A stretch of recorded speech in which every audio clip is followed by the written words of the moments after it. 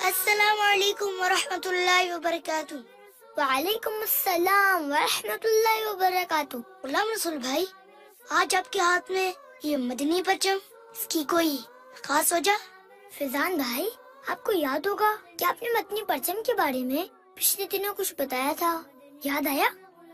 مدنی پرچم میں جو نیلا رنگ ہے وہ غوث پاک کے گنبد کی وجہ سے ہے۔ ہاں، یاد آ گیا۔ اب میں آپ کو مدنی پرچم کے مزید رنگوں کے بارے میں بتاتا ہوں۔ یہ سبز رنگ ہمیں گنبد خضرا کی یاد دلاتا ہے۔ اور یہ رنگ؟ کچھ دیر بعد بتاؤں گا۔ اچھا یہ بتائیں، آپ کے شوق کیا ہیں؟ کیوں؟ ارے بتائیں تو۔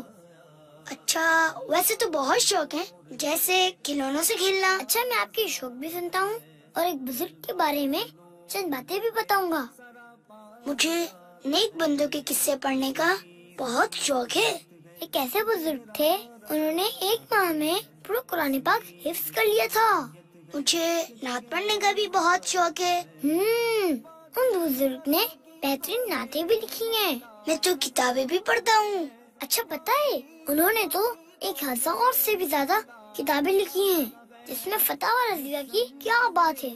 اب بتا بھی دینا کون ہے بزرگ؟ اور ہاں، وہ تقریباً 14 سال کی عمر میں مفتی بن گئے تھے۔ ارے واہ، یہ ہے کون؟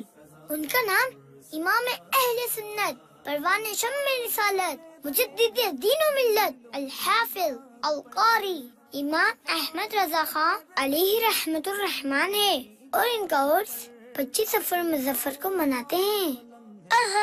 اب میں سمجھا، مدنی پرچم میں جو تیسرا رنگ ہے وہ اعلیٰ حضرت رحمت اللہ تعالی علیہ کی نسبت سے ہے۔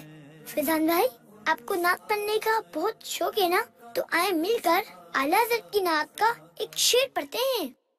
سب سے اعلیٰ ہمارا نبی، سب سے